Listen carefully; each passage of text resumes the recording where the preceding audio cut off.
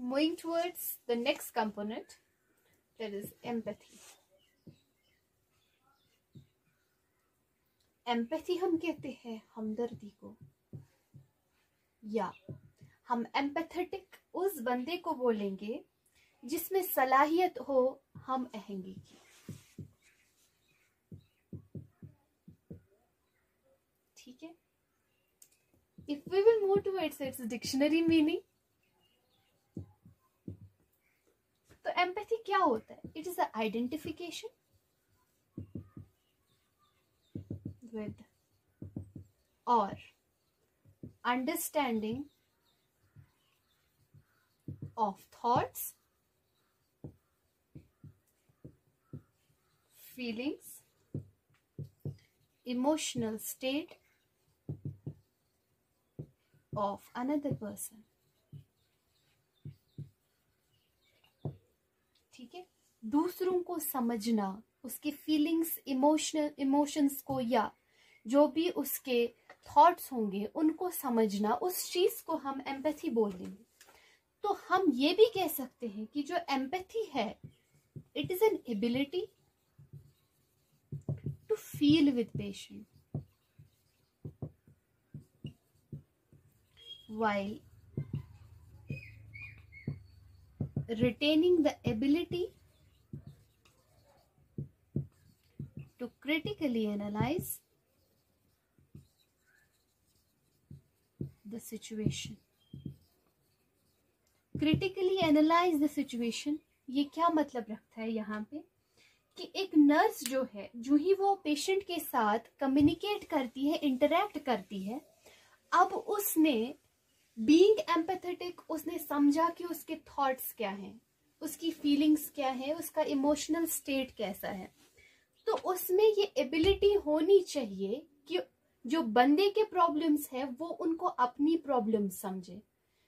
ठीक है, जो अगर वो अपने आप को वहां पे खड़ा करे कि अगर मुझ में ये प्रॉब्लम्स होंगे तो मैं क्या कर सकता हूं अपने लिए, सेम उसे पेशेंट के लिए भी करना चाहिए on the basis of this, जिसे हम हमदर्दी कहते हैं। क्लियर? तो हम कह सकते हैं अब जो यही एम्पैथी है, it means the ability to understand other people feelings as if we are having them ourselves.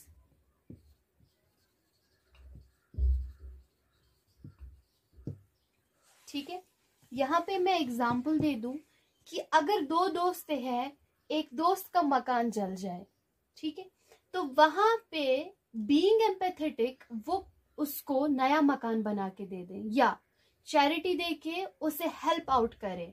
ठीक है, तो यहाँ पे अंडरस्टैंड वर्ड हो गया यूज यहाँ पे, सो दैट वो बंदा ये समझे कि मेरी ये अपनी ही प्रॉब्लम है, जो वो खुद के लिए कर सकता है सेम वो अपने फ्रेंड के लिए भी करेगा।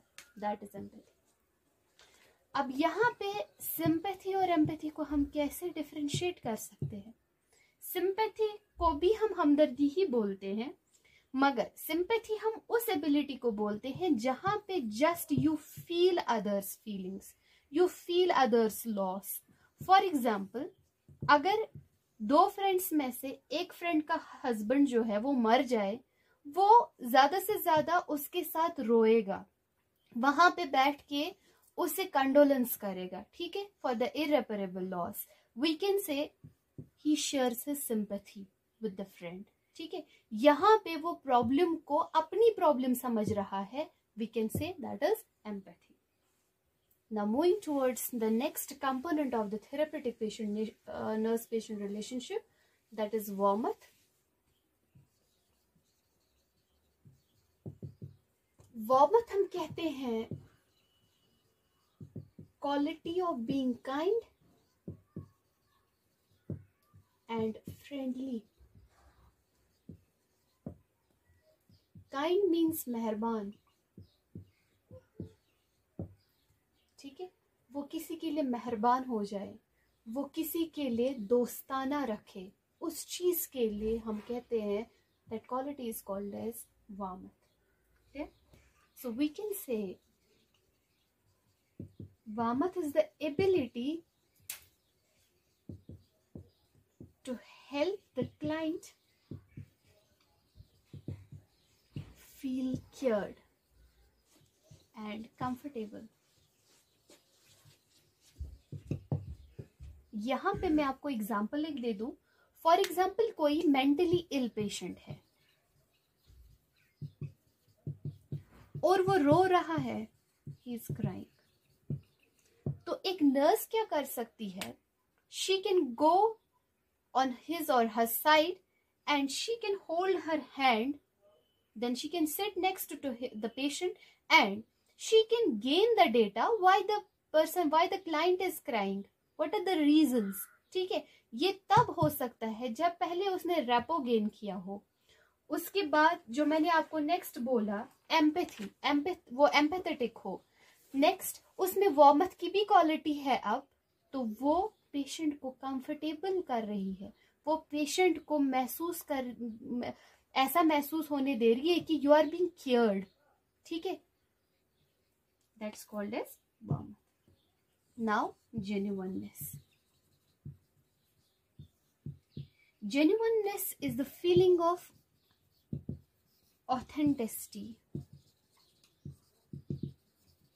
हम कभी कहते हैं this thing is authentic. Authentic हम कहते हैं जिसमें सदाकत हो या हकीकी, जिसमें हकीकत हो. ठीक है, तो जेन्युइननेस जो है ये भी एक कंपोनेंट है थेरेपेटिक नर्स पेशेंट रिलेशनशिप का.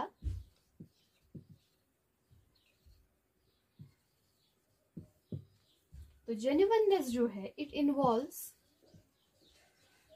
Being one self, one's own self. It implies that the nurse is aware of her thoughts. उसे पता है अपनी सोच क्या है, उसे पता है अपने ख्यालात क्या है, उसे पता है अपनी फीलिंग्स क्या है, उसे पता है कि उसके वैल्यूज क्या हैं. ठीक है, फिर इन चीजों को जब वो इम्प्लाई करती है, जब वो समझती है, या when she is aware about her own thoughts, about her feelings, about her values, then she gives its relevance. उसके बाद वो रिलेट करती है, या बोलो,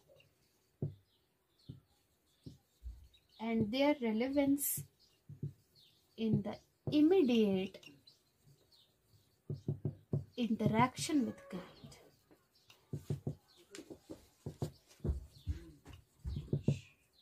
क्लियर? तो अब जो नर्स का रेस्पॉन्स होगा टू द क्लाइंट वो सिंसियर होगा, प्लस वो रिफ्लेक्ट करेगा उसके अपने इंटरनल रेस्पॉन्सेस.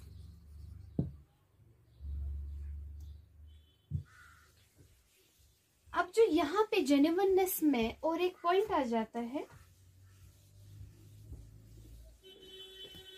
कि नर्स के जो verbal as well as non verbal communication होगा,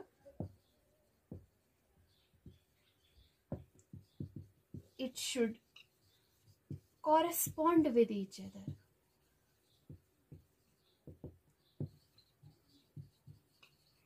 Correspond का मतलब है similar. When the nurse is establishing the previous components, now coming towards the genuineness, यहाँ पे मैंने कहा कि nurse का जो verbal और non-verbal communication होगा, it should be similar to the patient. जैसे उसके साथ पेशेंट इंटरैक्ट कर रहा है, in the same way she has to communicate, she has to interact, whether verbally or non-verbally. Clear? These were the components of therapeutic patient-nurse relationship. Hope you will understand it. God bless you and thank you.